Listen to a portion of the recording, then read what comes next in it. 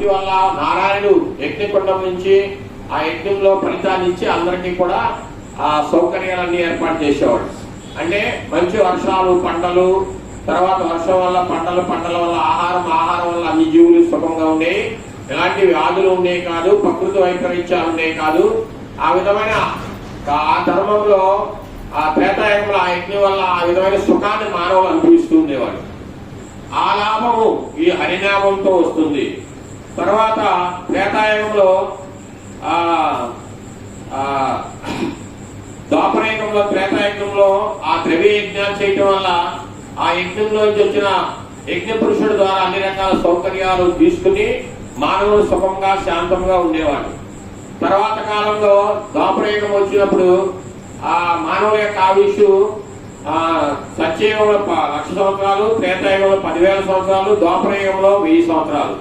ఆ 1000 సంవత్సరాల్లో వాళ్ళు కూడా వాళ్ళ అర్చనా విధానాన్ని నిర్వహించేవాడు. భగవంతుని యొక్క అంగాలన్నింటినీ కూడా అన్ని ద్రవ్యాలతో, గంధంతో, తర్వాత పుష్పాలతో, ధూప దీపాలతో, మంచి నైవేద్య ప్రసాదాలతో 24 గంటల సేపు అర్చన అన్ని అంగాలని భగవంతుని యొక్క ఆ చిత్తంలో ఉండి కంప్లీట్ గా మనస్సుని, బుద్ధిని అన్ని ఉపయోగించి బ్రహ్మచర్యంతో వాళ్ళందరూ కూడా ఆ విధమైన అర్చన చేసి వాళ్ళు ఆ శక్తి వల్ల వాళ్ళ సుఖాన్ని, తర్వాత అక్కడ వచ్చిన ప్రజలందరికీ కూడా సుఖాన్ని అందించేవారు. అది ద్వాపరయుగంలో యజ్ఞం అన్నమాట. దానివల్ల మానవుడు సుఖపడేవాడు. అందువల్ల కలియుగం వచ్చింది. కలియుగంలో ఏమేమి దోషాలు ఉన్నాయి, దానికి మిగతా యుగాల్లో యజ్ఞాలు, తపస్సులు, దానాలు ఎందుకు చేయలేదంటే కలియుగంలో మానవులకి 24 గంటల పోట్ల కలహం ఉంటుంది. అందరూ పోట్లాడుకుంటూ ఉంటారు. తర్వాత అల్ప బుద్ధి సరిగా ఉండదు. ఆయుష్ చాలా తక్కువ ఉంటుంది. ఏ సమయంలో అయినా పాపకర్మను బట్టి 20 సంవత్సరాలు 30 సంవత్సరాలకే వాళ్ళు తినే ఆహారము, మనం చేసే పాప కార్యాల వల్ల మానవుల ఆయుష్ చాలా తగ్గిపోయి 40, 50, 30 సంవత్సరాలకు కూడా ఒకసారి అట్లా జరుగుతూ ఉంది. ఎన్నో విపత్తులు, ఎన్నో రకాల బాధలు ఈ కలియుగంలో, మోసము, తర్వాత అన్యాయము, ఇవన్నీ కూడా కూడి ఉంటాయి. తర్వాత అందరినీ భగవంతుడిగా పూజిస్తూ ఉంటారు. అందరు ఎవరు పట్టే వాళ్ళని భగవంతుడు అంటారు. రకరకాల మతాలు వస్తూ ఉంటాయి. వాళ్ళందరికీ కూడా దాస్యార్కం అయిపోతూ ఉంటారు. ఇవన్నీ జరుగుతూ ఉంటాయి. అందువల్ల కలియుగంలో అవన్నీ చల్లవు. కలియుగంలో చేయాల్సిన మంత్రము హరే కృష్ణ కృష్ణ కృష్ణ హరే హరే, హరే రామ రామ రామ హరే హరే. ఈ మంత్రంతో యజ్ఞం చేయండి. మీరు యజ్ఞ ద్రవ్యాలు వేసినా మంత్రం వచ్చిన మాత్రం ఈ హరినామాన్ని 1000 సంవత్సరాలు పఠనం చేయండి. 1000 సంవత్సరాలు పఠనం చేస్తే అప్పుడు హరినామ శక్తి వల్ల ప్రజలకు అన్ని రకాల లాభాలు, శుభాలు జరుగుతాయి అని ఆ రోజున నైమిషారణ్యంలో సూత గోస్వామి చెప్పిన విధంగా యజ్ఞం నిర్వహించారు. తర్వాత కలి ప్రభావం వల్ల మనందరూ కూడా హరినామ సంకీర్తన ఎవరూ చేయట్లేదు. అట్లాగే మనకి శాస్త్రాలైన భగవద్గీత, భాగవతం, రామాయణం కూడా దానిలో ఏముందో కూడా పఠనం చేయటం లేదు. మనము హరినామము చేస్తే ఎంత మహత్యం జరిగిందంటే, మనము మానవుడికి 4 రకాల భయంకరమైన దుర్వ్యసనాల్లో ఉంటూ ఉంటారు. అందరూ కాదు, అయినా సరే 4 రకాల దుర్వ్యసనాల్లో పట్టి పీడిస్తూ ఉంటాయి కలియుగంలో. మాంసభక్షం చేస్తూ ఉంటారు, మద్దు పానీయాలు సేవిస్తూ ఉంటారు, జోదం ఆడుతూ ఉంటారు, అక్రమ సంబంధాలతో జీవిస్తూ ఉంటారు. ఈ 4 రకాల దోషాలు కలి ప్రభావం వల్ల ఆటోమేటిక్ గానే ఎవరో ఒకరికి ఉంటూనే ఉంటాయి. ఇవన్నీ కూడా అంటారన్నమాట. ఓ మహా గురుదేవా, నాకు మనసు చంచలంగానే ఉంది, మనసు శాంతంగా లేదు. ఇప్పుడు మనం ఏదైనా ఒక వస్తువు పొందాలనుకున్నప్పుడు సరిగా దాన్ని పొందలేకపోతే ఆ వస్తువు మీద మనకు చింత ఉంటుంది. ఈ మానవాళ్ళందరికీ భగవంతుడి గురించి, తర్వాత వాళ్ళ చింత నుంచి పోకడటానికే వ్యాసదేవుడు శాస్త్రాలన్నీ రాశారు. అయినా సరే మనసు శాంతిగా లేదు, తృప్తిగా లేదు అతనికి. అప్పుడు అడుగుతాడనమాట, నాకు మనసు తృప్తిగా లేదు, శాంతంగా లేదు. ఓ మహాముని, నువ్వే నాకు శరణాగతి, ఓ గురుదేవాని నారద మహాముని చెప్తాడు. అప్పుడు నారద మహాముని ఏమంటారంటే, నువ్వు అన్ని రాశావు, ఇప్పుడు అట్లాగే మనకు కూడా ఈ కలియుగంలో అన్ని రకాల పనులు చేస్తూ ఉంటారు. భగవంతుడికి సంబంధించిన జ్ఞానము, శాస్త్రాలు కానీ భాగవతం చదువుతూ ఉండాలి, రామాయణం చదువుతూ ఉండాలి, భగవద్గీత చదువుతూ ఉండాలి, అవి పఠనం చేస్తూ ఉండాలి, భగవన్నామాన్ని చేస్తూ ఉండాలి. హరే కృష్ణ కృష్ణ కృష్ణ హరే హరే, హరే రామ రామ రామ హరే హరే మంత్ర పఠనం కూడా చేస్తూ ఉండాలి. అప్పుడు దానికి సంబంధించింది మనకి ఇక్కడ ఈ లోకంలో ఎట్లా జీవించాలి, ఏం చేయాలనే దాని ద్వారా మనకు తెలుస్తుంది.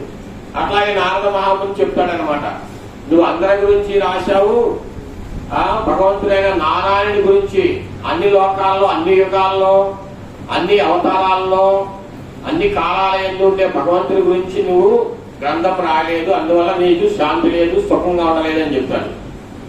అప్పుడు ఆయన భాగవతం రాస్తాడు. ఆ భాగవతాన్ని రాసిన తర్వాత సుఖదేవ్ గోస్వామి పరీక్షత్ మహారాజుకు ఉపదేశం చేస్తారు. ఆయన మరణ సమయంలో భగవంతుని చేరే విధముగా సులువుగా మనసు చిత్తము భగవంతుని దగ్గరికి వెళ్ళే విధముగా ఎట్లా చేయాలనేదానికి మొత్తం అందరినీ, ఋషుల్ని మునుగుల్ని అందరినీ కూడా రాజ్యంలో ఉన్నది ప్రపంచంలో ఉన్న అందరిని రప్పించిన 7 రోజుల్లో ఆయనకు ముక్తి రావాలి, తర్వాత ఆయన వైకుంఠం వెళ్ళాలి, ఈ జనన మరణ చక్రాలు తప్పుకోవాలనే విద్య ఎవరూ కూడా చెప్పలేరు. అప్పుడు సుఖదేవ్ గోస్వామి ద్వారా ఆయన ఒక్కడే ఇంద్రియాలను జయించిన వాడు ఈ లోకంలో. అట్లాగే ఆయన ఒక్కడే భగవంతుని లీలలన్నీ చెప్పి ఇతనికి ముక్తి ప్రసాదించగలని అందరూ కూడా ఏకగ్రహంగా ఒకేసారి ఋషులు, మునులు, సప్త ఋషులు, తర్వాత పరశురాముడు, వ్యాసదేవుడు మొత్తం అందరూ కూడా ఆయన ఒక్కడే గురువుగా చేశారు. ఎందుకంటే మిగతా వాళ్ళందరికీ కూడా వ్యాసదేవుడు కూడా ఆఖరికి వ్యామోహం అనేది ఉంది, కుటుంబం, సంసారం, జీవితం అనేది. కానీ సుఖదేవ్ గోస్వామికి ప్రాపంచిక విషయాలు, శరీర తత్వానికి సంబంధించిన మోహం అని గురువు లేదు. అందుకని వ్యాసదేవుడు ఒకసారి గోపిక ఒక స్త్రీలు పొలంలో తానం చేస్తుండగా వస్త్రాలు లేకుండా ఉన్నప్పుడు వ్యాసదేవుడు ఎంతంటే వెంటనే లేచి వాడి వస్త్రాలు కప్పుకుని ఆయన చూసి సిగ్గుపడతారు. కానీ సుఖదేవ్ గోస్వామి ఎంతంటే ఎవరు పట్టించుకోరు. ఎందుకంటే ఆయన శరీరం కదా ఆత్మ అనుకున్నాడు. ఆయన ఎవరి శరీరం మీద మోహం లేదు, ఏ స్త్రీ మీద కానీ ప్రకృతి మీద కానీ ఎవరికి కూడా. ఆయన సంపూర్ణమైన ఆత్మారాముడు, భగవంతుని ఆత్మలో దర్శించిన ఉన్నతమైన ఆత్మారాముడే. అలాంటి వ్యక్తి సుఖదేవ్ గోస్వామి దగ్గర ఆయన ఒక్కడే నిన్ను పంపించగలడంటే అప్పుడు ఆ విధంగా సుఖదేవ్ గోస్వామి భగవంతుడి లీలలు, యుగాల నుంచి వచ్చే లీలన్నీ కూడా చెప్పి శ్రీమద్ భాగవతాన్ని అంతా చెప్పి ఆయన్ని వైకుంఠం పంపిస్తాడు. ఆ విధంగా ఆ సుఖదేవ్ గోస్వామి దగ్గర నేను చెప్పిన ఈ జ్ఞానాన్ని సూత గోస్వామి మళ్ళీ అందిస్తాడు. కలియుగం వస్తుంది, వాళ్ళకి సంబంధించిన జ్ఞానము ఋషులకి, మునులకి ఉపదేశం చేస్తారని ఆయన మళ్ళీ హిమాలయానికి వెళ్ళిపోతారు. ఆయన మొత్తం సంచరిస్తూ ఉంటారు. ఆయన ఎక్కడ కూడా ఉన్నాడు, ప్రపంచం అంతా తిరుగుతూ భగవంతుడు చైతన్యంలో జీవిస్తూ ఉంటారు. అప్పుడు ఈయన అక్కడికి వస్తే అడుగుతారన్నమాట, స్వామి మేము యజ్ఞం చేయాలనుకున్నాము, యజ్ఞం చేస్తూ ఉండగా మధ్య రాస్తూ లేదు, తర్వాత ఆ యజ్ఞం మీద మా మనసు చంచలత్వం అవుతుంది, కానీ ఆ చింతన లేదు, భగవంతుని మీద చింతన లేదు, భగవత్ పాదాల మీద భగవంతుని మీద చింతన సరిగా ఉండటం లేదు, ఏం చేయాలంటే అప్పుడు సూత గోస్వామి ఏమంటారంటే యుగాలు ధర్మాలు ఉంటాయి, వాటికి సంబంధించి మనం భక్తి చేయాలి. ఏ యుగంలో ఏం చేస్తే మన జీవితంలో మార్పు జరిగిందో ఆ యుగాల్లో ఆ చరణాలని దానికి సంబంధించిన భక్తిని దాన్ని చేస్తూ ఉన్నప్పుడే మన జీవితంలో మనకి మీరు ఏకాగ్రత ఉంటుంది, తర్వాత మీ చింత పోతుంది. ఆ యజ్ఞం చేయాలని అడుగుతారు అన్నమాట.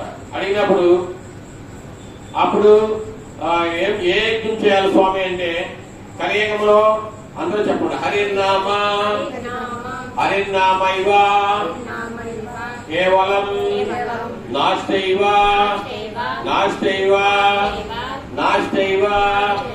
గతిరన్యదా. కలియుగంలో హరినామే గతి గతి గతి. ఇది షోడశనామ కలి కల్మషనాశనం నాతరాహ పరతరోపాయ సర్వ వేదేషు దృశ్యతే. కలియుగంలో భగవంతుని యొక్క దివ్యమైన నామం 32 అక్షరాలతో కూడి ఉన్న నామమే కలియుగంలో భగవంతుని యొక్క అవతారము, భగవంతుని యొక్క యజ్ఞము. అందువల్ల కలియుగంలో యజ్ఞము హరినామ యజ్ఞం చేయాలి. మీరు కలియుగంలో తాళాలు తీసుకుని, మృదంగాలు తీసుకుని, నృత్యం చేస్తూ నగర సంకీర్తన చేస్తూ కీర్తన చేస్తూ ఈ విధమైన ఆ యజ్ఞానికి వాడే ద్రవ్యాలన్నీ ఈ ఆయుధాలుగా ఉపయోగించి యజ్ఞం చేయాలి. అప్పుడే మీరందరికీ కూడా మనసు శాంతి ఉంటుంది. ఆ యజ్ఞం వల్ల సత్యయుగంలో ఏ విధమైన లాభాలు పొందారో తపస్సు వల్ల సత్యయుగంలో తపస్సు చేసి భగవంతుని చేరేవాళ్ళు. ఆ యుగంలో సత్యయుగంలో 1,00,000 సంవత్సరాలు ఆయుష్ ఉండేది. ఆ 1,00,000 సంవత్సరాల ఆయుష్లో కొంతకాలము కుటుంబ జీవనంలో ఉండి ఆ తపస్సుకి వెళ్ళి అంత తపస్సు వల్ల వైకుంఠం చేరేవాళ్ళు. అట్లాగే వాళ్ళందరూ కూడా పవిత్రత, తర్వాత ఆ స్నేహము, దయ, ప్రేమ, ఆధ్యాత్మిక భక్తి విధానము, అన్ని రకాల సత్వగుణ సంపూర్ణంగా ఉండేవాళ్ళు. వాళ్ళందరూ కూడా ఆ కాలానికి ఆ యజ్ఞం వల్ల వాళ్ళు ఫలితాన్ని పొందేవాళ్ళు అని ఆ కాలంలో ఏ విధమైన ఫలితము ఆ యజ్ఞం తపస్సు వల్ల 1,00,000 సంవత్సరాల్లో వాళ్ళు యజ్ఞాలు చేయటం వల్ల తపస్సు చేయటం వల్ల పొందే లాభము కలియుగంలో ఈ హరినామ మహామంత్రం చేయటం వల్ల పొందుతారు అని చెప్తారన్నమాట. తర్వాత త్రేతాయుగంలో యజ్ఞయాగాదులు నిర్వహించుతూ ఉండేవారు. దానిలో యజ్ఞ పండితులందరూ కూడా శుద్ధమైన ఆ బ్రహ్మచర్యంలో ఉన్న బ్రాహ్మణులు గృహస్థ జీవనంలో ఉన్నా కానీ వాళ్ళు గృహస్థ జీవనం వివాహ సంతానం అయిన తర్వాత ఆ గృహస్థ జీవనాన్ని పరిచ్ఛేదించి బ్రహ్మచర్యంతో వాళ్ళు కూడా ఆ యజ్ఞాల్లో పాల్గొని విష్ణువు యొక్క దర్శనం కోసం ఆ యజ్ఞం నిర్వహించేవాడు. మంత్ర ఉచ్చారణ గాని, స్వచ్ఛమైన ఆవు నెయ్యితో సంబంధించిన ఆవు నెయ్యిని గాని, మంచి ద్రవ్యాలు గాని, యజ్ఞ ద్రవ్యాలు